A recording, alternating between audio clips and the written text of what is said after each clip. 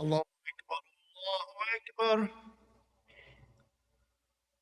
الله أكبر الله أكبر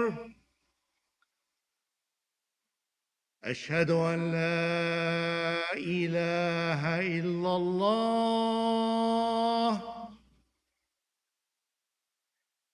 أشهد أن لا إله إلا الله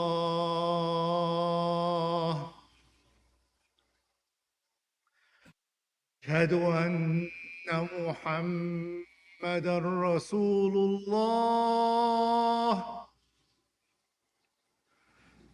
أشهد أن محمدًا رسول الله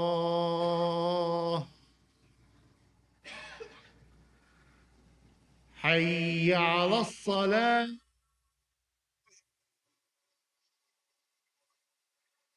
حي على الصلاة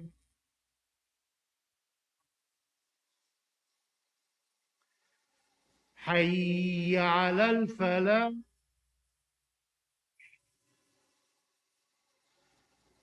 حي على الفلاح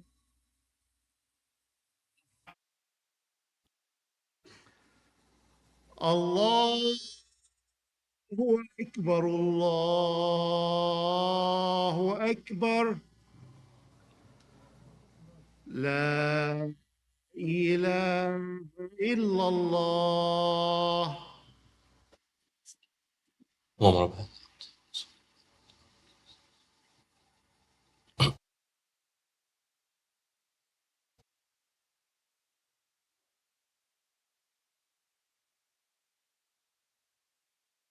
إن الحمد لله تعالى نحمده ونستعينه ونستغفره ونستهديه ونعوذ بالله من شرور أنفسنا ومن سيئات أعمالنا من يهده الله فلا مضل له ومن يضلل فلا هادي له ونشهد أن لا إله إلا الله وحده لا شريك له ونشهد أن محمدا عبد الله ورسوله أرسله بالهدى ودين الحق ليظهره على الدين كله وكفى بالله شهيدا فصلوات الله وسلامه عليه.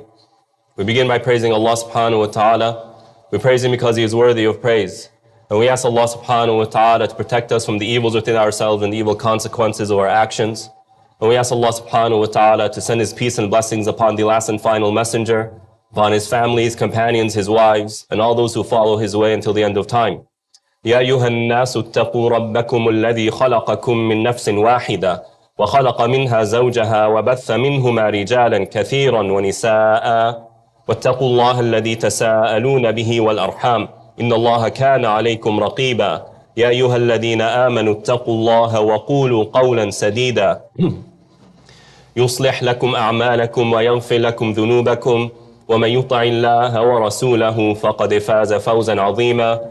We remind one another to be people of taqwa, to be conscious of Allah subhanahu wa ta'ala in our day-to-day affairs, and we ask Allah subhanahu wa ta'ala to make us among the muttaqeen. Ameen ya Rabbil Alameen, amma ba'd. The Arabs, before the coming of the Prophet alayhi salatu wasalam, and even after the coming of the Prophet alayhi salatu wasalam, they always viewed the people of the book as a stronger civilization than them. They saw them as more technologically advanced, more sophisticated, and more intellectually advanced than the Arabs. And so this perception created a type of feeling within the Arabs where they were inferior to an extent in comparison to the people of the book.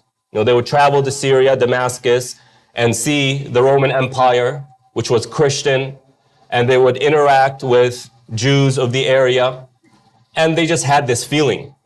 And so naturally, when the Prophet ﷺ came on the scene, the perceptions weren't changed instantly. There was always a process. There was experiences that they would go through that would adjust the perception of Muslims. Among that perception was that the people of the book were more advanced and thus stronger than the Arabs. And so when the Prophet ﷺ entered Medina and was now neighbors with the Jews, the three tribes. We know that they entered into an agreement and there was politics there and there are things that happened. You can research on your own. But what I want to focus on is the perception. And this perception of they are stronger, more advanced than us, created that feeling. Well, maybe we shouldn't butt heads with them. Maybe we're not ready. Today, dear brothers and sisters, I'm sure many of you watched Netanyahu's speech to Congress and felt a tremendous amount of frustration and helplessness. You see, every 3 minutes, every 2 minutes, a standing ovation. The standing ovations were longer than his speech itself. And you watch, and it's so frustrating. We have been putting all our efforts, tremendous resources, a lot of time for the Palestinian cause, only for this to happen. Seemingly no progress being made.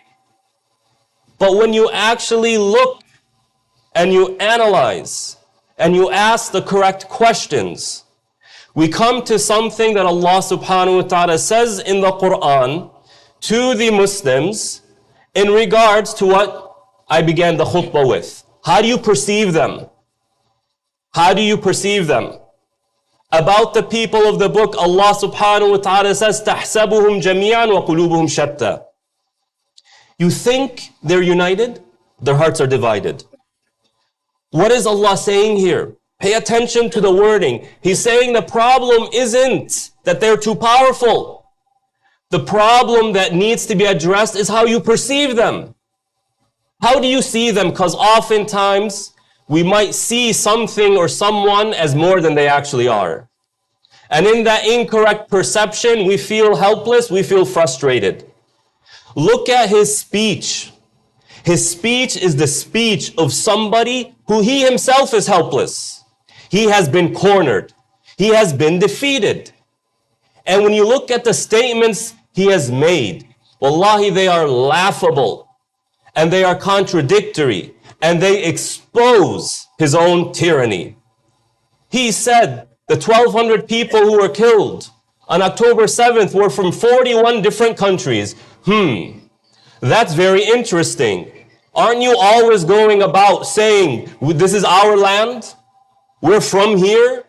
So why are you saying they're from 41 different countries? Unless you mean they're not from there. They are foreigners.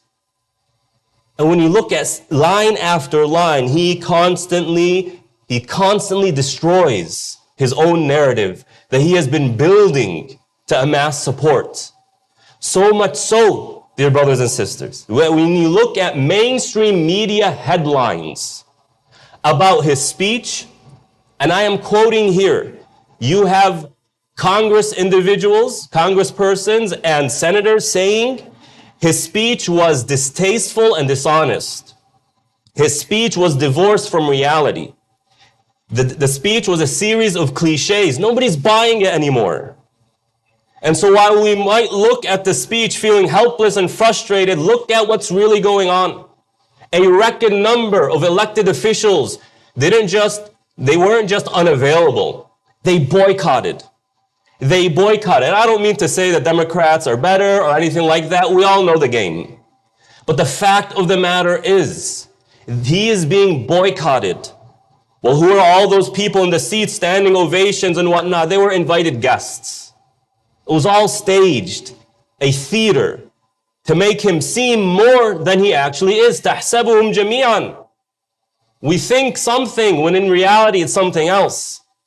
Adjust your perceptions, dear brothers and sisters, and know that Netanyahu has never been more vulnerable than now.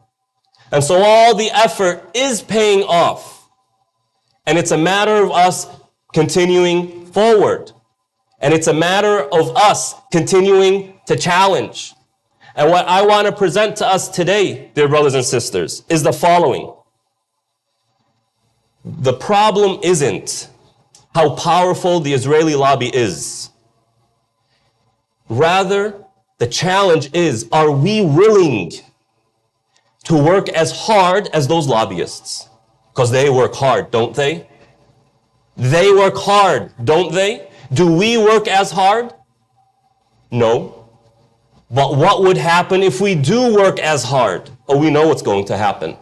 We know what's going to happen.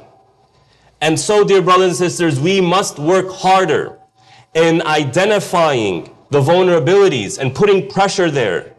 We must work towards the next steps. And some of those next steps include, number one, asking the question, why did the Speaker of the House, Mike Johnson, invite this man? Oh, we're going to say AIPAC has given him tremendous money, which is true. There's something else going on. You look at this man's background from the evangelicals. They have this narrative that you're probably already familiar with. The narrative that the second coming of Jesus will only happen when the third temple is established. You've probably heard this before. And this is a very American evangelical thing.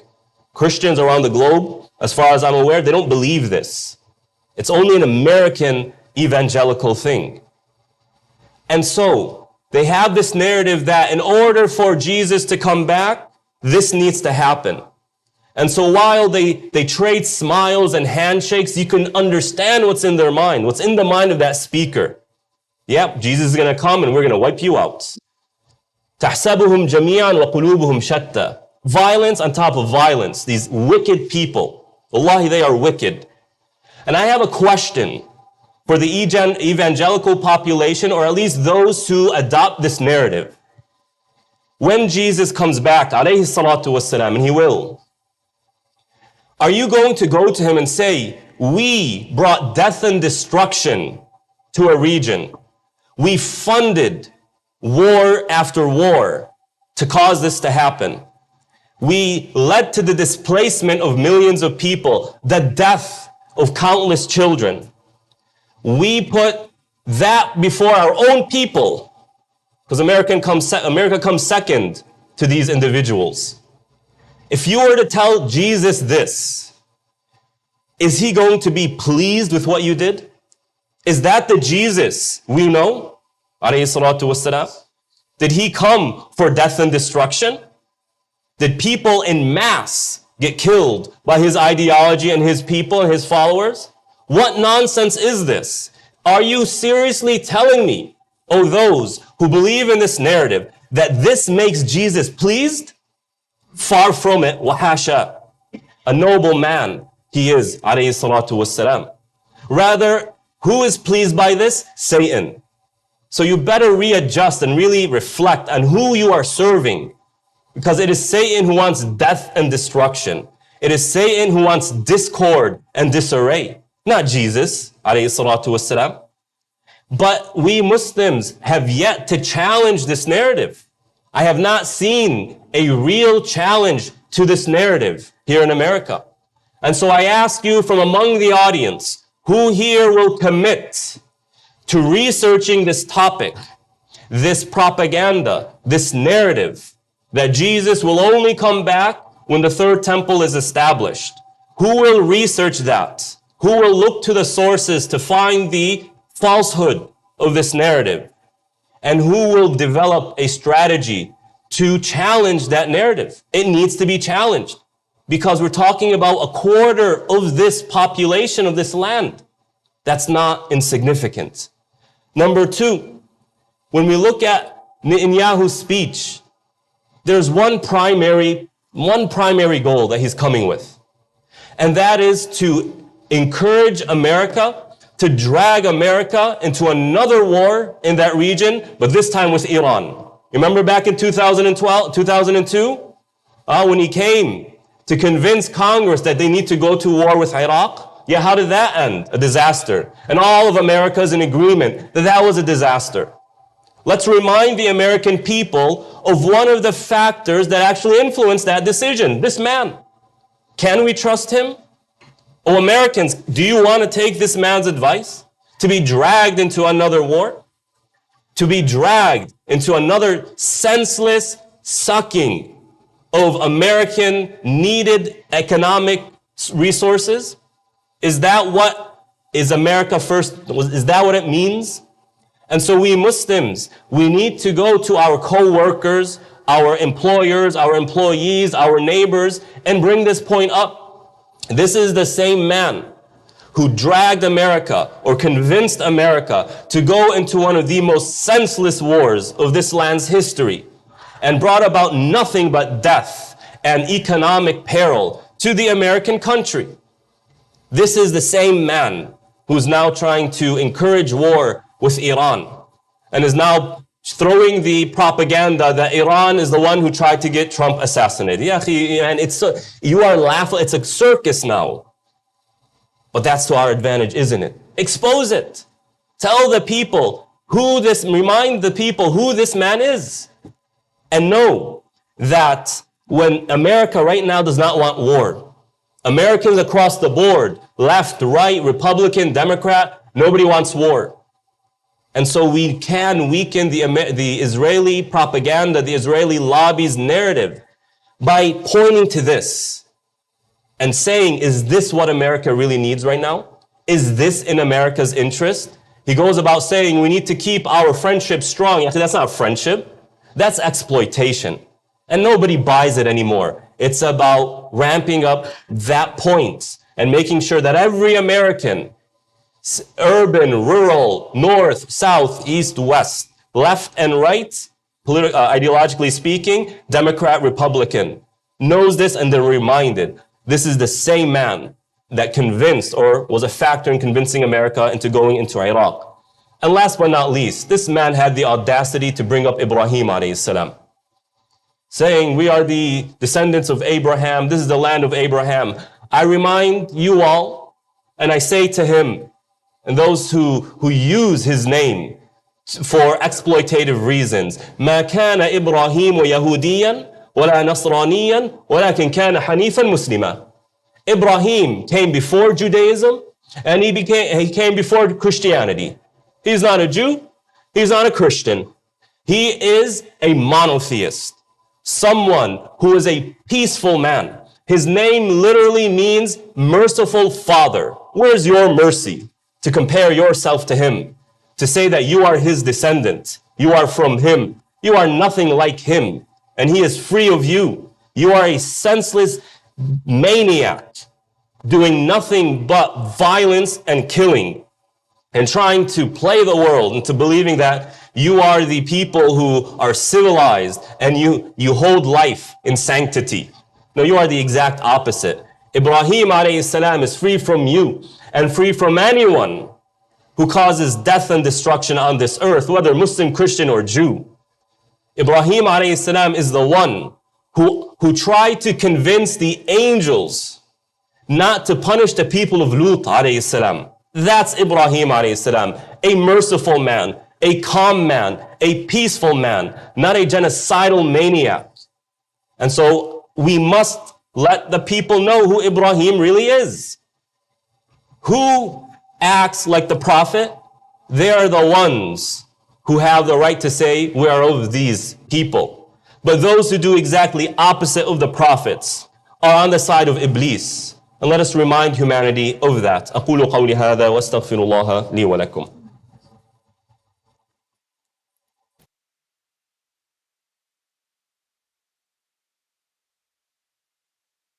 الحمد لله والصلاة والسلام على خير خلق الله وعلى آله وأصحابه ومن ولاء ما بعد. Dear brothers and sisters, the strategy of the Israeli lobby, of the current Israeli administration, is American support. They understand and they realize they can only do what they do so long as the superpower of the time supports them. And they realize that in order for America to support them, they need the support public opinion. So long as public opinion favors Israel, then we will continue to see the status quo. And thus we are tasked, dear brothers and sisters, with the task of changing the narrative, of challenging the narrative, of changing public opinion. And it is happening. It is happening. But it's about us working harder and harder and harder, more in quality as well as more in quantity, to do what can easily be done with the resources of social media, with the resources of already established institutions, with actually being visible to the American public, so that the standard tropes and stereotypes thrown by this man who's locked in the past, blocked back in the 90s, is seen as just a circus act. And it's being exposed slowly but surely. So act. And remember, تَحْسَبُهُمْ جَمِيعًا وَقُلُوبُهُمْ شَتَّى. Change your perception of them. We are not helpless in front of them. We are not outmatched in front of them. The question is, who will work harder? The Israeli lobby works very hard and very efficiently. And if we work very hard and very efficiently, then we'll let Allah subhanahu wa ta'ala open the doors for a truly noble victory bi'idhnillahi ta'ala. So we ask Allah subhanahu wa ta'ala to use us for that which is good, to allow us to be people who are truly like Ibrahim alayhi salam, a peaceful man, a merciful man, who are truly like Isa alayhi salatu wasalam, a peaceful man, a merciful man. And may Allah subhanahu wa ta'ala use us to stop discord and death and destruction. May Allah subhanahu wa ta'ala give us the strength to expose those who do cause death and destruction. May Allah subhanahu wa ta'ala give us tawfiq for that. A few announcements. Please make dua for brother Mustafa Saeed, who was in a car accident. We ask Allah subhanahu wa ta'ala to grant him shifa, Allahumma ameen, and grant him patience. And also make dua for sister Aisha Billo, who is sick. We ask Allah subhanahu wa ta'ala to give her patience and shifa, Allahumma ameen. Inshallah, tonight we have the second part of a three-part series with Dr. Mi'raj Muhyiddin about prophetic life coaching. It'll be tonight after Maghrib in the main prayer hall. OCIF Summer End Festival is on Saturday, August 24th. Please purchase your tickets. We also have a cooking competition as part of that festival. So if you'd like to be a contestant, there's an application process. Please do be a part of that. It's going to be a blast. But do purchase your ticket. Join our Leader in You Parent-Child Adventure on Saturday, August 3rd at Ronald Casper's Wilderness Park in San Juan Capistrano. You can sign up online. And the OCIF Middle School group is having a car wash fundraiser this Sunday at the masjid from 4 to 8 p.m. Bring your car for a wash for just $10 to support the youth group programs and activities. Allahumma aghfir lil muslimin wal muslimat wal mu'minin wal mu'minat الأحياء منهم والأموات إنك السميع القريب مجيب الدعوات يا رب العالمين وأقم الصلاة.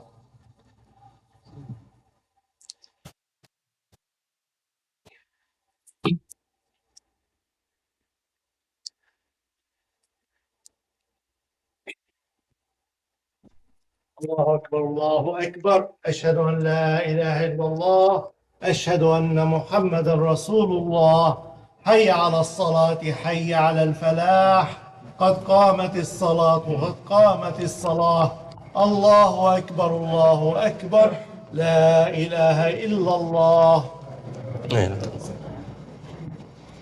استقيموا, shoulder to shoulder, make sure your lines are straight. Fill in any gaps. Remember, perfecting our lines is part of perfecting salah and unifying our hearts.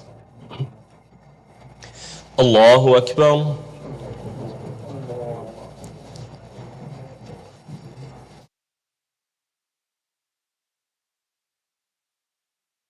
الحمد لله رب العالمين الرحمن الرحيم مالك يوم الدين إياك نعبد وإياك نستعين اهدنا الصراط المستقيم صراط الذين أنعمت عليهم غير المغضوب عليهم ولا الضالين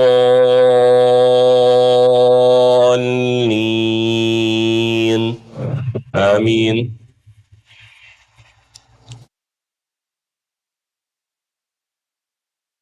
ألهاكم التكاثر حتى زرتم المقابر كلا سوف تعلمون ثم كلا سوف تعلمون كلا لو تعلمون علم اليقين لترون الجحيم ثم لترونها عين اليقين ثم لتسألن يومئذ عن النعيم. الله أكبر.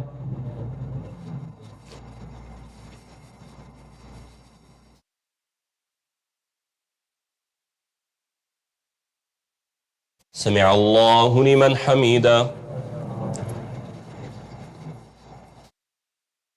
الله أكبر.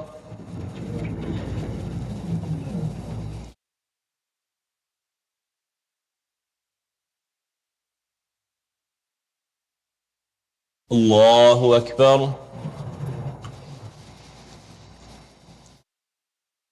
الله أكبر.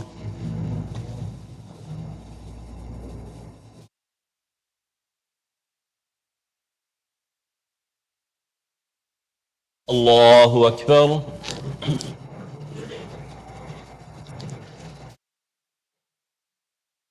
الحمد لله رب العالمين الرحمن الرحيم مالك يوم الدين إياك نعبد وإياك نستعين اهدنا الصراط المستقيم صراط الذين أنعمت عليهم غير المغضوب عليهم ولا الضالين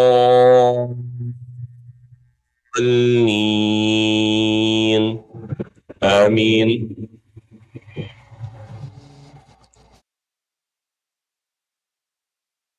ويل لكل همزة لمزة الذي جمع مالا وعدده يحسب أن ماله أخلده كلا لينبذن في الحطمة وما أدراك ما الحطمة نار الله الموقدة التي تطلع على الأفئدة إنها عليهم مؤصدة في عمد ممددة. الله أكبر.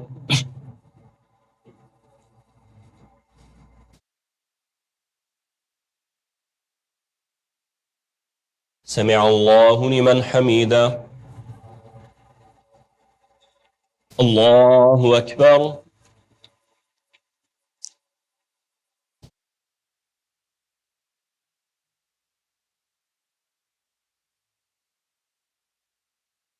الله أكبر.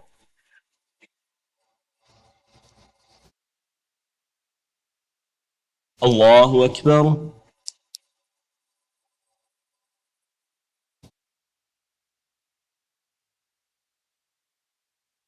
الله أكبر.